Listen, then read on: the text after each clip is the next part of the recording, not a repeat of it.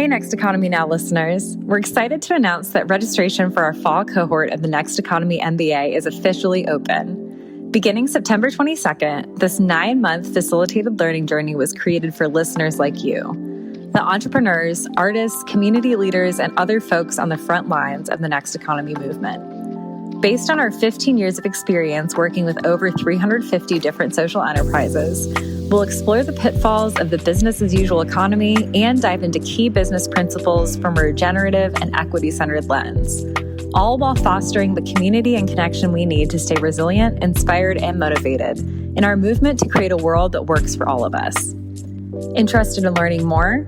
Join us for a free intro session where you can meet course facilitators and hear from our amazing alumni to determine if this course is a fit for you. Plus, save 20% on tuition when you register before August 3rd during our early bird sale. Get started at lifteconomy.com/MBA. Thanks for listening. And now on to the show.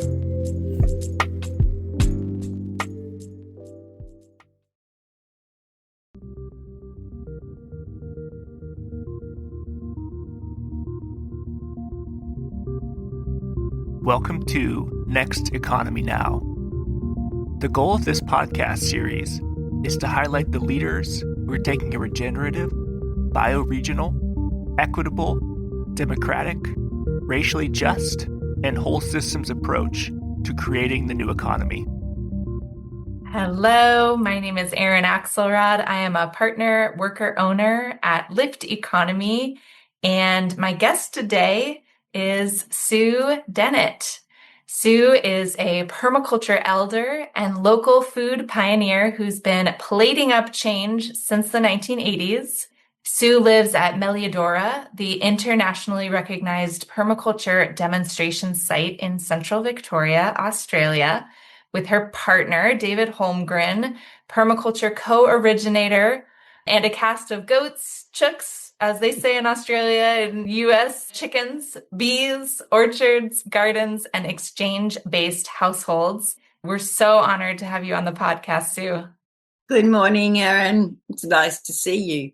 Good morning to you. And we have something in common. We both milked goats this morning, different time zones, but same. Yeah, we did indeed. Yeah, so really excited to get into this interview. I guess to kick us off, it would be helpful for our listeners to just hear a little bit about how you got into this lifestyle and this work. And in particular, I'm just really curious how it's been for you. You've been doing this since the 1980s, like your bio says. So how has your approach to this work shifted? How has the land-based, the animal tending work informed your theory of change? And anything else that comes to mind about how you got to be doing the work you do?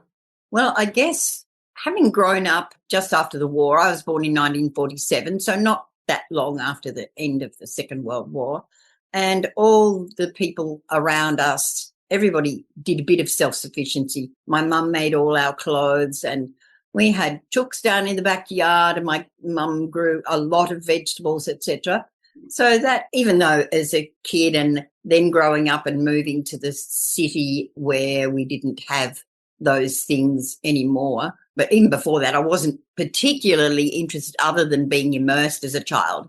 And that reminds me always that as a child, you need to be influenced by things, not taught things, and hopefully getting you straight into things there and then. It's just children learn by osmosis, which is, I think, is the most important thing in their lives. And then even if they choose different paths, they will always have that at their fingertips when they need. So that's how I started. But then I moved off, of course. I went overseas and I lived in Italy for 11 years and led the lifestyle of money and all that. So I was quite far away from the beginnings. However, there was both in Greece and Italy. I was in Greece first for 15 months. Both those places, people were very food conscious and they loved their own produced food, even if it was only the rellies in the countryside who were doing it. And the city folk, they all had advantage of that because the country bumpkins then sent things in and they provided money in return. So that still meant strong connection to food. And I was actually, after being in England in the 60s, at the end of the 60s, early 70s, I was so shocked having been in Italy and Greece where people were real foodies that it was just stodge in the cities in England. I was so surprised. No fresh fruit, not much in the way of vegetables at all. It was just stodge. And it made me think how attached I'd become to that way of living, having your fresh food from the land that you had some contact with. Mm. So then when I came back from Italy at the end of the 70s, 1980, I became a townie again because I needed a way to support myself and my two children. So I became an interpreter translator then. But then I met David. So that meant that his work on permaculture became part of my life as it was of his. And we were in Melbourne for 5 years and we moved out here to Hepburn to a rental property, and we had bought this land. And so we decided to build because we couldn't find anywhere to retrofit that was really suited to our retrofit needs. So we built this house. It took a couple of years. In the meantime, we had Oliver, our son. I was pregnant when we moved up here. And yeah, we just started to develop the property. We spent a lot of time down the creek, down in the gully below our property, going down to another creek on the weekends. And then on from there, visiting the gully all the time is really part of my life because I take the goats down there and we take the goats onto public land every day because we only have a hectare of land here and the property is really quite developed in terms of fruit trees, etc. So we need more land to have the goats on. Now we're back to 4 goats, as I was mentioning before. But even with 4 goats, you still need quite a bit of land. And they need a lot of tree fodder besides pasture, as you would know. So we're always cutting tree fodder also down the gully. And our fire sector comes from that direction, up that gully direction. So part of that gully work is to keep it fire safe. And the goats do an amazing job of eating blackberries and gorse and all those British things that goaties love.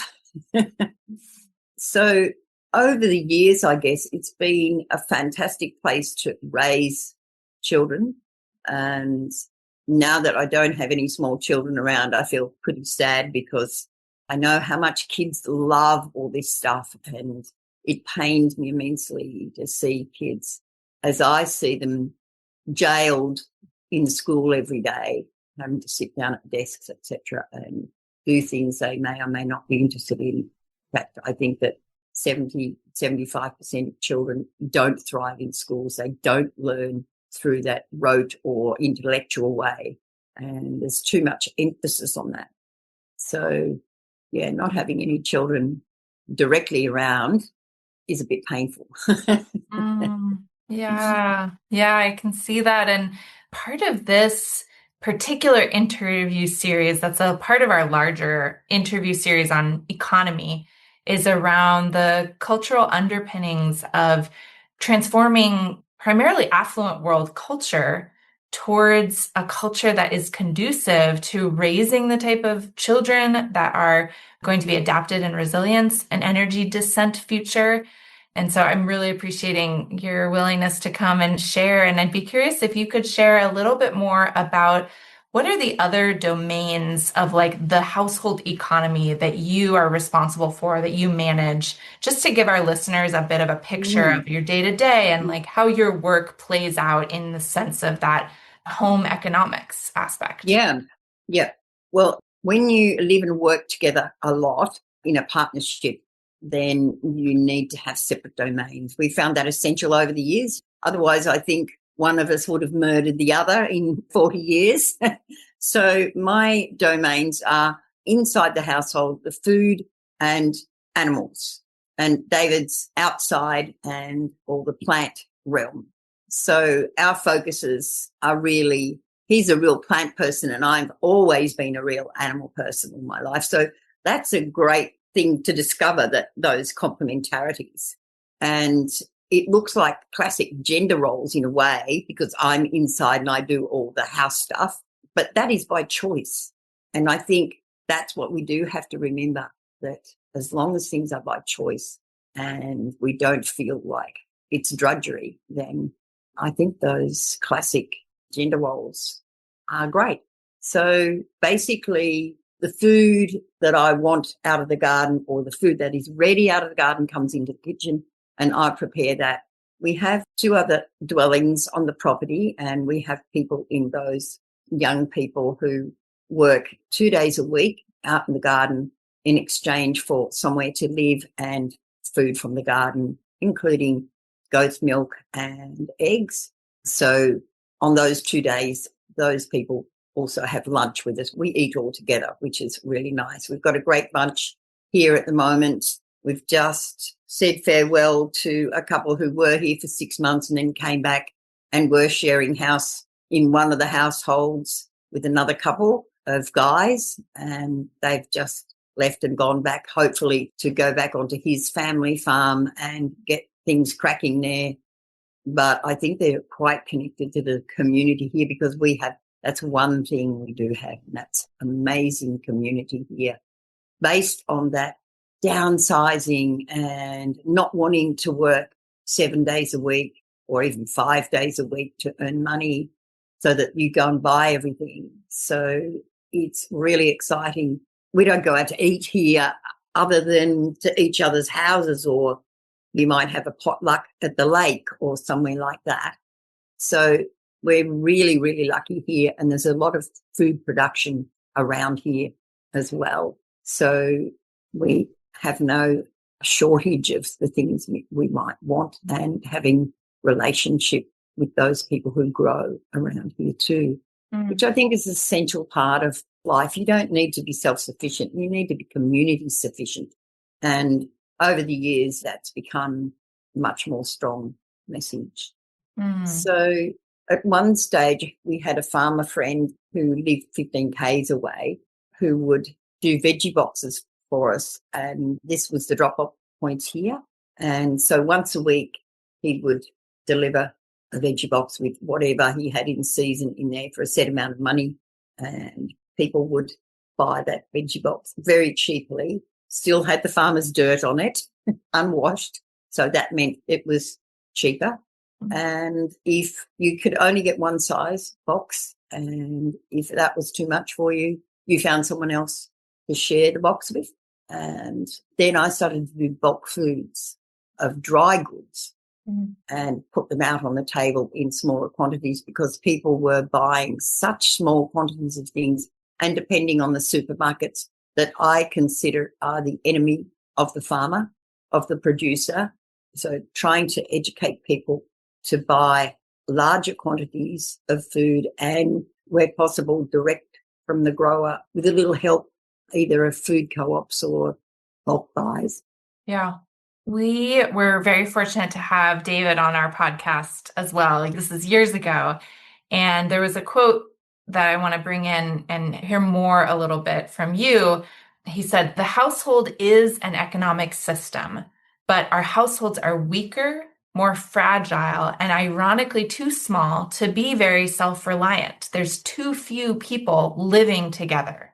And I'd love to hear you talk a little bit about any insights you've learned over the years of the process of attracting people to be at Melliodora, and particularly around this dynamic that I observe around, there's a lot of people rhetorically who would want to be in a space that grows a lot of their own food and produces a bit of their own energy and reduces their reliance on financial currency. And sometimes the tension is like, folks don't even have the immersion that you were referencing earlier of like what that actually means and what that entails, and the human dynamics of living together and all the complexities. So I'm curious how you grapple with that, how you've been able to attract people that really can step up and support that economic system to be self-reliant and to have, and self-reliant, I know you mentioned like community reliant, but to bring the skills that are necessary to make that economic system work? Yeah, well, I think early days we were just having volunteers who would come for a week or 3 weeks or whatever. Occasionally they would stay a little longer. And that was full immersion in our household. And I'm very particular. I don't serve stimulants and things like that. So it can be pretty tough for people. And after a little while, we found that having them stay in the house with you, they really needed a bit more agency to do what they were used to doing or look at their own addictions in their own time. And so we didn't have them staying in the house for lengthy periods of time. But after that, we had some external rooms that allowed them a little bit more independence and freedom from us. Also, then we didn't have extra buildings on the property. But many, many people came through. And I think that experience, even depending how they took it, but I think most people in retrospect found that a good experience to see what it takes to live on a property and how much work and commitment is involved in this sort of lifestyle. It's not like 9 to 5 and no matter what the weather is, you just get up and leave or leave the animals out all night or whatever. And that, I think, is such a big contrast to the way lifestyles are carried out in the cities generally. So it's quite a challenge to confront that and to try and get people to understand, yeah, this is a big commitment, but there's such a freedom in that commitment to the land and to the animals, away from having to buy everything with money, especially as times get more fragile. When you have your own wood supply with your wood stove that heats your water for washing up, for the shower or whatever you have hot water for, then if the systems are not there, if the gas, we had a big gas works catch fire and there was no gas for a long time, the power systems go out from time to time, you're not dependent on any of those things. You're still warm, you still cooked things, and it's a great sense of security that people all think they have in that lifestyle of going to work and having their super and all this kind of stuff. It really is something that people kind of, I think they come to grips with when they see it, but it also takes time at a distance to get that seed that is sown to grow in a way. Later on, super refers, just for our US listeners, super is the retirement or pension. Yes. Yeah, that's Australian for superannuation, retirement pension benefits funds. Yeah. Yeah, I'm glad you bring it up because at Lift Economy, we launched in 2019 an initiative to help mainstream folks reimagine what retirement savings looks like and reimagine a different way of doing retirement that doesn't perpetuate the type of harm that our 44 trillion USD in retirement savings is doing, right? It's being invested in deforestation and big oil and extractive and surveillance and mining and all of the things. Yeah. I don't have to tell you about how. You don't want to support. Yeah. So. Well, part of that is in our thinking too, in terms of we never have had, and we still don't have, an income that is taxable. We're below the tax threshold. So you know your money is not going into that. But then it's not going into the health system and all those things. So that means you do have to be conscientious in taking care of all those things that are funded by that money. You have to take care of those things for yourself as much as possible. Yeah. And for example, the health system, take care of your health and be outside that mainstream system for as much as possible. And that leaves that resource for where it's really needed for those who really need it. Yeah. And I think we are so over-medicalized these days that learning how to be more sufficient in that area is so important. It's small things that over the years I've come to realize that when I get a cut finger, I don't need to disinfect it. I don't need to buy a disinfectant to put on my cut. My body will take care of that. Things like that. Other things, we're trying to develop ways of, instead of going to the hospital to have a wound stitched up, that we can manage it ourselves. And in effect, there are lots of pluses we've discovered. A friend of ours, his son plays cricket. He plays with him, and he got a cricket ball in the eye. So he got a big cut at the top of the eye where the ball hit the eye, below the eyebrow on the bone. And instead of going to the hospital, he decided he would sew it up for himself. He wears glasses, so that was a bit of a juggle. We'll put the glasses on, had to put those down low on the nose, and then he didn't have the right material to stitch it up with, but he disinfected the needle and he had some dental floss. And so he sewed it up. And I said, wasn't that really painful? And he said, no. He said it wasn't painful at all. I think that the body must, when you get a cut like that, must send out some kind of sensors to dull the pain when you're fixing it. So he did that for himself. Then he got what looked like a swelling at the end. He did 4 stitches, swelling at the end over the next 3 or 4 days. And we talked about that, and he wanted to undo the stitching, but his partner said, no, let's talk to Sue about it. So we talked, and I said, let's give it a go with comfrey compress. So he did comfrey compress on it, and it was like brand new. It took 1 day for that swelling and the darkness to go away. Only 1 day. And within 4 days, he took the stitches out, and within a week, it was all beautifully healed. Wow. And we concluded that if you close whatever wound you have straight away, because the body starts to heal immediately, as soon as you've cut it, it flushes everything out with the blood, and then the blood stops flowing by itself, and then you deal with the stitching if you need to stitch. But there are some fantastic little things, little strips that we call steri strips. I don't know if they have. Yes, we know. I was going to mention. Get that straight on straight away. Yeah. It's miraculous, absolutely miraculous. Because if you go to a hospital, you may sit there for 5 hours. You've wasted all that healing time with the wound open and trying to manage to heal with it open. Yeah.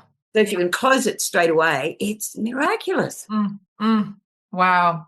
So more and more, we're also trying to get advice from people who do work in the health system. We have a friend in our network who does, and we're getting more set up with the right sorts of scissors, the right sorts of stitching material, those sorts of things. Amazing. I wanted to ask you about this family medicine. I know David has written about that in the book, and it's in Retro Suburbia. And I mean, it dawns on me that there's a stacking functions, to use a permaculture term, of some of the lifestyle as it relates to prevention of chronic disease, right? So many folks that work an office job are complicit with a very sedentarism lifestyle that actually perpetuates chronic disease. And so there's some function stack around being out with the goats and being connected with nature and being active that is a preventative medicine of itself. Absolutely. But are there other things that you would bring in as your preventative medicine practices? Well, yeah, I mean, that thing of being sedentary is such an issue. Most of the back issues, including pain, I understand from a lot of our friends who are in the healing professions, and this is a very strongly focused area here. It's known for its mineral springs, because we have 60 mineral springs in the area. So it's a very popular area for collecting the mineral waters. And in Australia, we're quite deficient in minerals. So the minerally rich waters are quite popular. We're even lucky enough to have effervescent mineral water that comes out of the ground, naturally effervescent. I can't believe it. Within walking distance from here. Oh my gosh. It's amazing. It really is amazing. And we drink that all the time. We find we drink more water if we get mineral water. We don't drink the town water. That's another big issue. The town water in this country, and I imagine the same in the States, has so many chemicals in it that I don't consider that water. You forget when you don't drink that, and we have water tanks here. We catch our own rainwater, which we really like, but it's not as good as the mineral water. When you forget about that and you go into town or go to Melbourne or somewhere and you get a drink of water, you get offered a drink and you can, before you even get it near your mouth, you can smell it. That's not drinkable, in my view. How do people drink that stuff? I wouldn't wash in it, let alone drink it. Yeah. It's terrible stuff. So living out of the cities, I think, is such a luxury. And living close to the dirt where you do get your immune boost. You have your kids in the dirt and they get so much in the way of things that they do need. If you watch the animals, they're always self-medicating. They choose this particular piece of pasture or that tree, and it's not by chance. They know what they need, and we need to get back to that too. We've lost that ability totally. We've given it all up for intellectual learning. Yeah. Learning shouldn't be intellectual. Everybody learns just through the gut. They don't learn through the intellect. And we forget that. So the gut is the most important part of your body. If you don't feed your gut properly, then you can't be the best person that you can be in this life. And I think that when you're looking at sufficiency, be it community or self, then you as an individual, it is your duty to be the best, healthiest person you can possibly be. Otherwise, if you're not healthy, someone else has to take care of you. So that's selfish. You have to look after the self, but it's not selfish in the way we would normally view it. It's like enlightened self-interest, Dave likes to say. Well, thank you so much for uplifting something that I think is quite countercultural, which is that self-care and preservation and maintenance of health is actually the most radical activism. And I think a lot of mainstream indoctrination is that self-care is maybe kind of self-indulgent. Yes, exactly. Yeah. And also, of course, it profits the medical industry to have folks reliant on professionals for their maintenance of health. But that's in general in life. You don't rely on anything that you do for yourself. Everything has to be given out to a professional. Yeah. Financial, food. Everything. Yeah. Every single thing. And take back your life. Yeah. Take back your life. A question that's coming up for me in a lot of our programs, we try to toggle between, a lot of mainstream will say, well, it's all about individual choices, or it's all about systemic transformation. And we try to take a more middle ground of like the both and, like there's individual agency that can create the conditions for us in community to make that systemic transformation.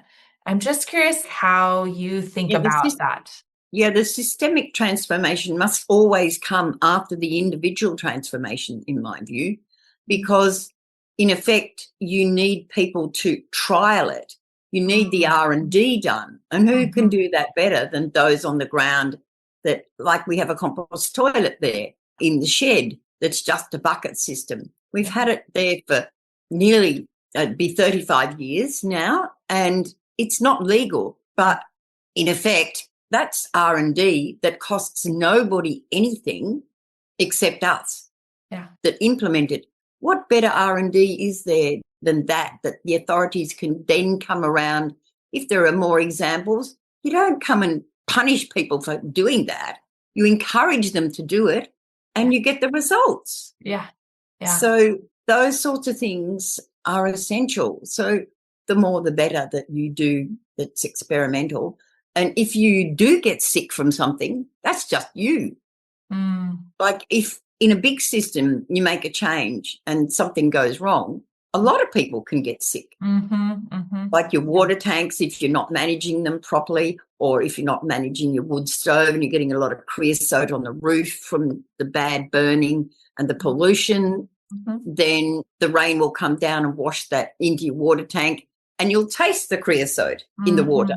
So you'll do something about it. So those feedback loops are really essential, and everybody needs those in every part of their lives. You need that feedback loop, and you change your behavior according to the tweaking of the problem or the thing that you're doing. Yeah. And I was thinking, going back to self-care, self-care has come to mean I go and have a pedicure, or I get my hair done at the hairdressers, or I go and buy an expensive cream for my face. Yeah. It's not that. And I would say to people, don't put anything on your skin that you wouldn't eat. Yeah. Because in effect, your skin is absorbing as if you were eating it. Yeah. So forget all those creams that you buy at the shop. Make your own. Yeah. Or trade with your mates who make it. Yeah. Make a good one. Oh, there's so many different directions we could take this. But since I had the very, very sweet privilege and honor of meeting your son, Oliver Holmgren, who is doing amazing work innovating wood gasification technologies on hybrid electric truck to be able to do fuels reduction in the forests with a small fleet of electric tools and run that whole system off of wood chips generated from that fuels reduction work. I want to talk about child rearing. How did you think about parenting to foster creativity, to foster innovation, any other things you would share around your parenting philosophies that are related to this economic conundrums that we find ourselves in? Well, I guess starting off, home birth is the best way you can go, best possible way you can go. I came to home birth because my first birth in a hospital resulted in the child getting staph infection, and so started his life at 2 days old with antibiotics, which ruined his intestinal flora. And then that's 53 years ago. And at that stage, they didn't know that you needed probiotics then to build up the intestinal flora to help. So he went on for years where he had, gut problems and intestinal problems. So I have 2 older children than Oliver. He's my son with David. I have 2 kids that are in Europe. And when I brought them up, I was very strict about food. And I think I was a bit too strict about food, and it turned them the other way, where we didn't have sugar, or they weren't allowed to have a lot of things that then created a problem for them socially. And with Oliver, we left it a little bit more flexible. At home, we don't eat any of this stuff. We don't have any sugary things or whatever. But when we go out, that's okay to have some. I would recommend you don't have sugar for children until they're at least 3 or older. All the fruit sugars are more than enough sweetness in their lives because by the time they're 7, I think you've created, even younger, you've created the habits that they will have for the rest of their lives, that if they want to change will take quite a bit of time to change. So in effect, I think if you have 3 households, when you're bringing up your children, have them at home. Don't send them to childcare for socialisation. They don't need socialisation when they're very small. I would say just have 3 households that you kids swap in once they get to a certain age where they're okay to be away, say a few hours to half a day, even a full day when they get a little older, so that they get used to other people's values. But you want the values to be pretty much shared in those early years, so that they get you, things are normal. You can make anything normal if you have a limited number of interactions all the time with the different households. Then I think it's really essential to toilet train your children early and not leave them stewing in their own mess for years. And I think disposable nappies are the pits from so many points of view. And diapers, we call them diapers in the US. Yeah, we call them not nappies. I think with my first son, I was really lucky because when I was breastfeeding him, at the end of the 11 o'clock feed, he would poo. Yeah. And I kind of went, right, okay. So I'd take the nappy off as soon as we'd finished the feed, and I'd hold him out over a dish. Yeah. And he would poo in the dish. So we had no dirty nappies. So that's observe and interact again. Yeah. You observe what's going on. And with the cloth nappies, you do get the feedback. Yeah. So you can feel when it's slightly damp, and you can smell because the leg is slightly open, more so than with the plastic. Yeah. So you have to observe those things. You have to be around enough to do that, and aware and with your kid enough to do that. So home-based lifestyle, of course, what better than that for all that you observe and interact. And you need to have your children outside in the dirt from very, very young. They experiment with the world through the mouth. And I think many children are deprived of that experimenting. And if they're not on the ground, they don't get to meet the little critters either. You know, all the ants, and yeah, they will get bitten occasionally and things like that. But that's the world. The world bites. Yeah. Natural world is ruthless. Yeah. But we've got to become resilient. And it's pretty amazing how, when babies are born, how resilient they are. I remember Oliver's older brother was 13 when he was born, and we were down here on the road reserve working on some of the timber, and Oliver was only a week old. We'd come round from the rental and we were stacking timber and all these things, and Oliver was in his little basket, and it was a bit cool because Oliver was born in May. It was a bit cool, but the sun was there, and so Kimon thought he would prop him up on the bonnet of the truck to get the nice warmth of the sun. And he was rearranging the basket. So he put Oliver on the front of the truck, and Oliver fell off head first into the dirt. Just a bit of crying. He was fine, you know. And you think, oh, they're really fragile, these newborns. They're not that fragile at all. Another thing with babies is you might notice that they always kick their blankets off. And I think we overheat our children incredibly. They shouldn't sleep in hot rooms. You should never heat a room for a baby overnight. It's always good to have a window open, summer and winter, weather permitting. Like we get down to maybe -2, -3. We always have a window open at night. The core of the house remains warm. The doors are closed, but the bedroom is always cool. And children need that. They have amazing circulation. Bare feet. Don't restrict their feet with shoes. They need that heaven and earth contact too. We are conduits of the heaven and earth energies. And if we've got shoes on our feet all the time, that's a separation. So I think that's another essential thing. And give children not the choice to choose what would you like for lunch today, but with the food that's on the table, allow them to choose what's on the table, not to go to the fridge or just to eat sweet things. Have the same food on the table as that you have for everybody, and that they can choose, and they choose very well generally. Some days they'll eat a lot of this particular vegetable and none of that other thing, or some days they won't eat any vegetable. They'll just eat rice or just eat meat or the cheese or whatever. But I think in general, that's where the choices have to come in, not what will I cook for you for lunch, or I don't like this, I want you to make me a so-and-so. I don't think that's a good way to set food preferencing. Right.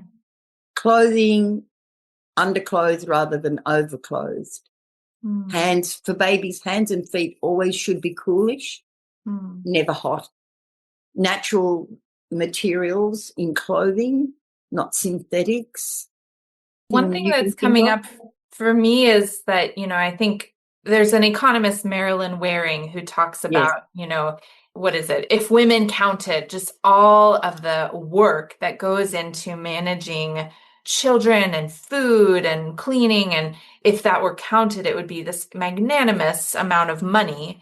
What's coming up for me as I'm hearing you talk is just so much of the time it's portrayed as this false dichotomy around going to work or the economics. And I'm sitting here thinking, I'm like, there's so much to be gained economically by keeping kids out of school, not having to pay for expensive tuition, and also having the function stack of being able to do a lot more of that care that in our financialized society now has been so monetarized. Yes. Yeah, monetarized, pushed everybody out of the home to make them into economic units because we need more consumption for economies of scale to make things cheaper. So I love the book by Sharon Hayes, I think her name is, Radical Homemakers. Do you know that book? It's an American book. It's fantastic, fantastic. And she gives you the history of all that. And yeah, we've got to take things back into the non-monetary economy. There's no doubt of that. And the less you have to earn, the less you have to be away, the more you can spend on yourself, in time on yourself, in the community, and just enjoying life in general and not having to go to Bali from Melbourne or Sydney for a holiday because I deserve it and I need it. I've been working so hard all year. You can just go on a bike trip or a walking trip with your backpack on to have a holiday out in the bush, as many people I know do with young children, that they go and spend a month or two out in the bush just having a nice time all together with, families, 3 or 4 families. And kids learn then that they create their own entertainment and their own learning. It's amazing how they develop when we stop crippling them with the straitjacket of school. As always, I want our listeners to be listening to these words with a healthy, huge dollop of self-compassion, because there is so much standing in the way for so many people of implementing all of these strategies that you're mentioning. And we firmly believe that every single one of us who's listening to you spout so much wisdom has one next step, and then another next step, and then another. And it's that series of steps, slowly but surely, that can help us get out of these traps. One focus area at a time. I think the biggest focus area is a mortgage. If you have bought a home and you're owing the bank money for the rest of your life, that's the biggest killer. And getting off the mortgage is the biggest challenge and takes so much change to do that.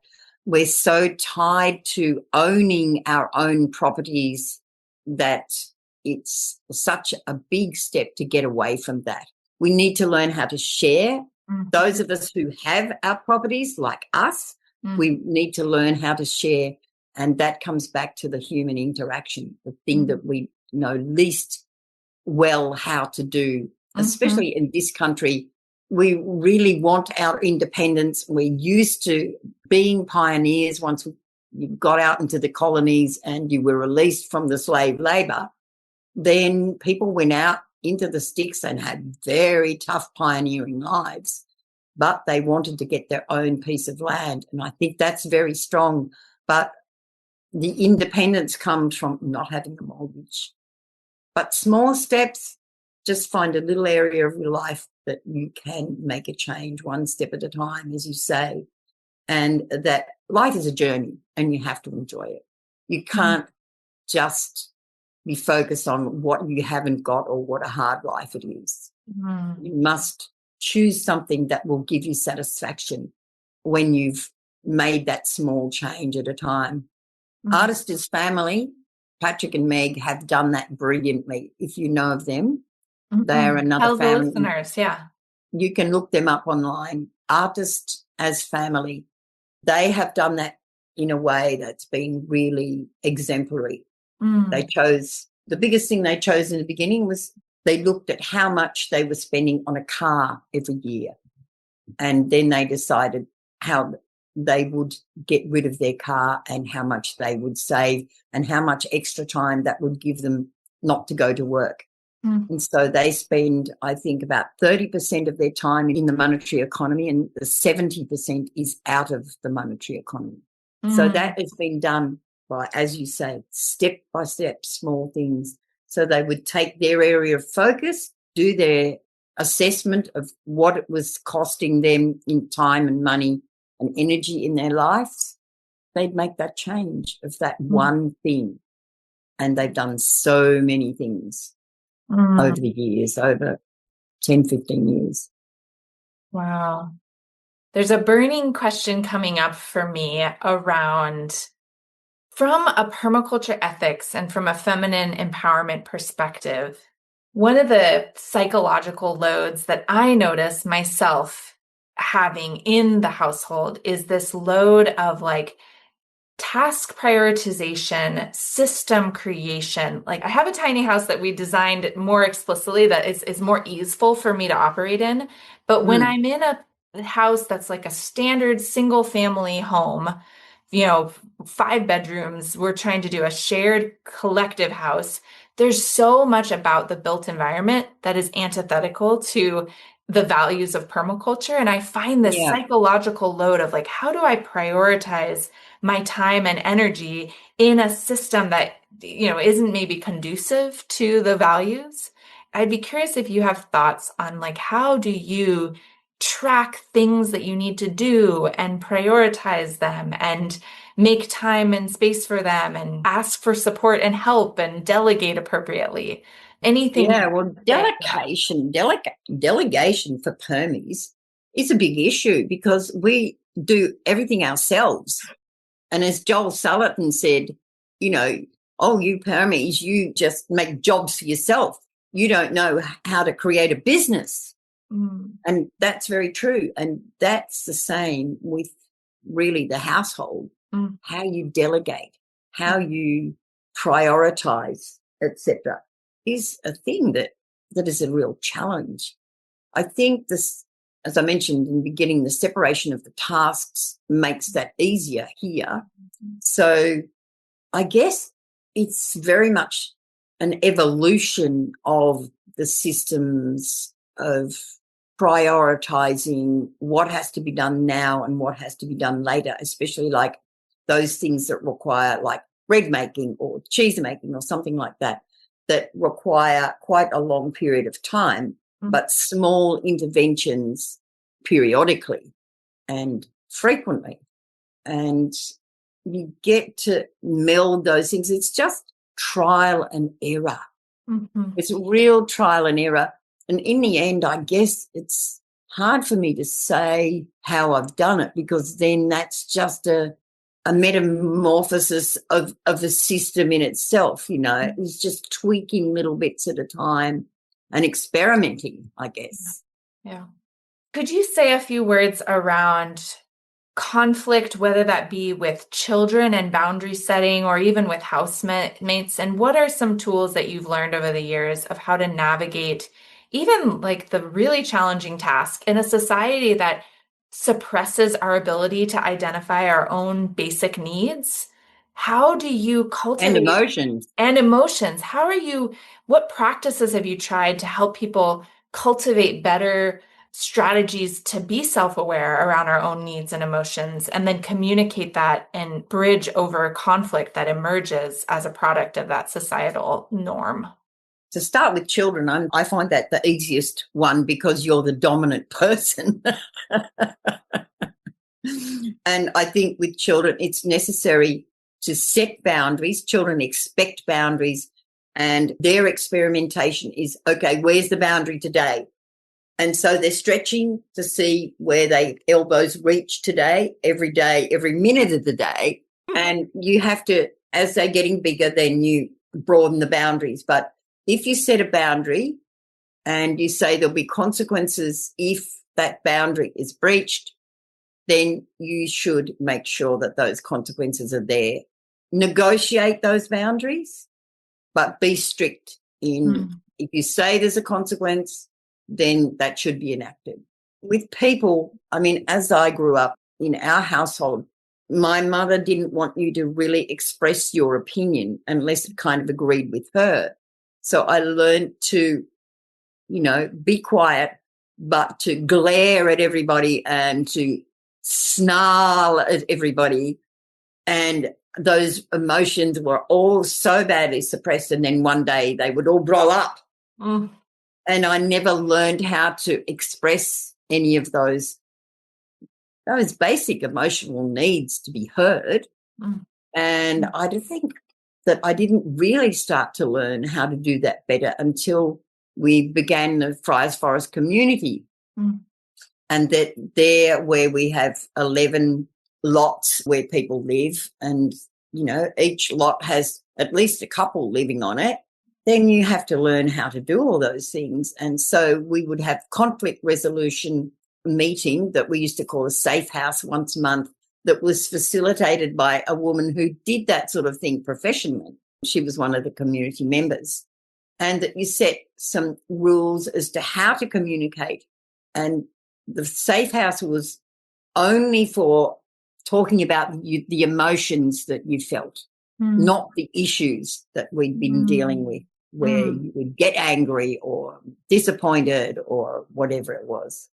And all the community committed to coming along, and usually only 2 people addressed a particular conflict at a time. And so that was facilitated. And so gradually you learned, oh, I can express what I feel without saying, you did this to me. It's like, no, when you said, I felt. So owning your own feelings and expressing your own feelings is something that is not very nurtured at all in a way. And so I think I learned a lot there by actually being in the hot seat. So David and I being the main developers, that was a great process for us. And having committed to being all of the community there, each and every one of us came out at the end really feeling that we were on the same level and that we really appreciated each other, and that having 2 people out of the 30 or whatever it was, having resolved an issue, demonstrated to us how to do it and how easy it was.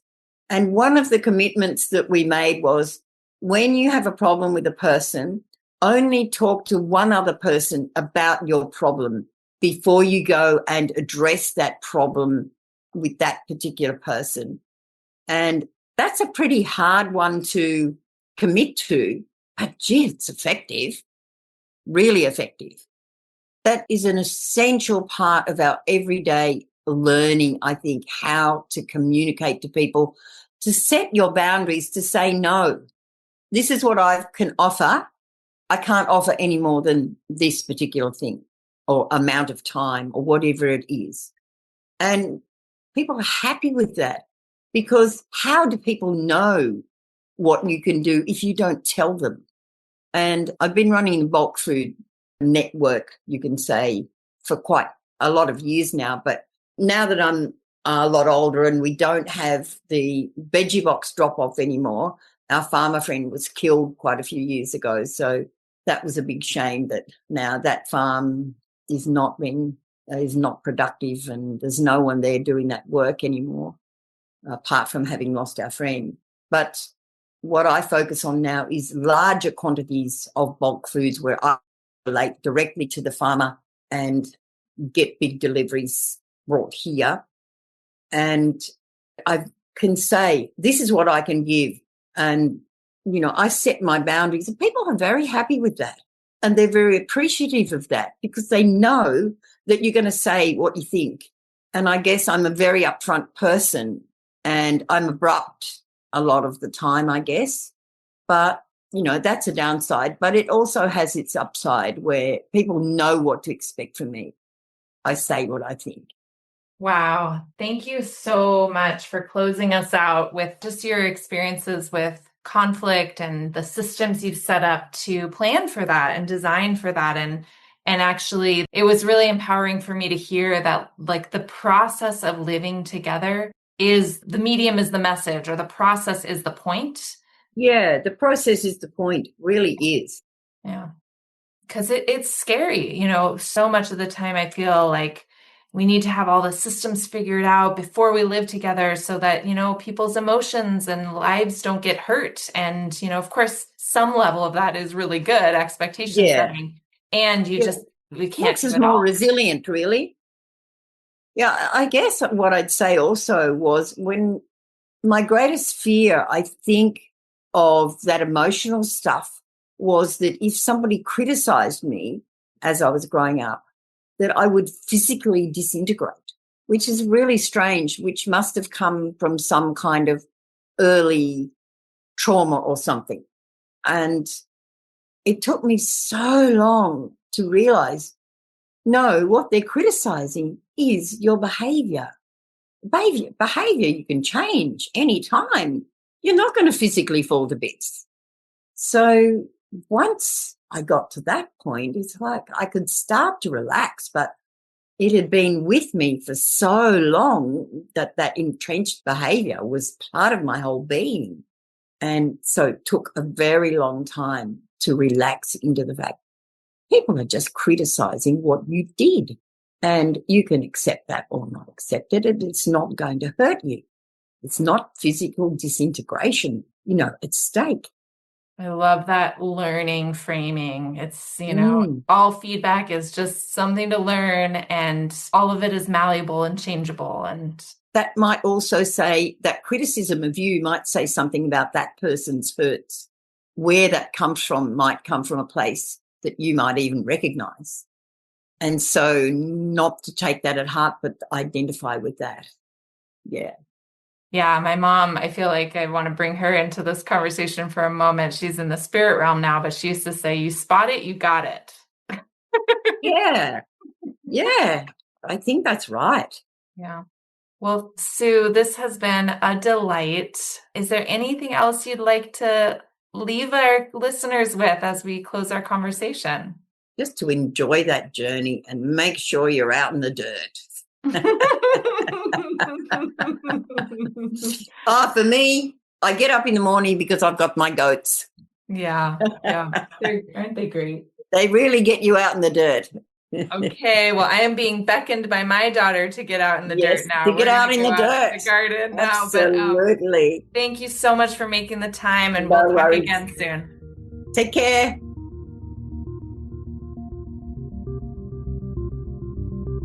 Hey, Next Economy Now listeners. If you enjoyed this conversation and are looking to dive even deeper into the B Corp movement, you'll love our new podcast, Beyond the B, hosted by Lyft Economy's Amy Allison and me, Ryan Honeyman. Beyond the B is your insider's guide to the B Corp movement.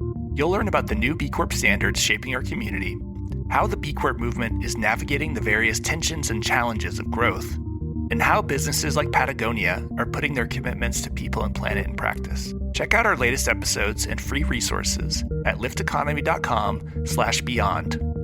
You can also subscribe to Beyond the Bee on Apple Podcasts, Spotify, YouTube, or wherever you get your podcasts. Thanks again for listening.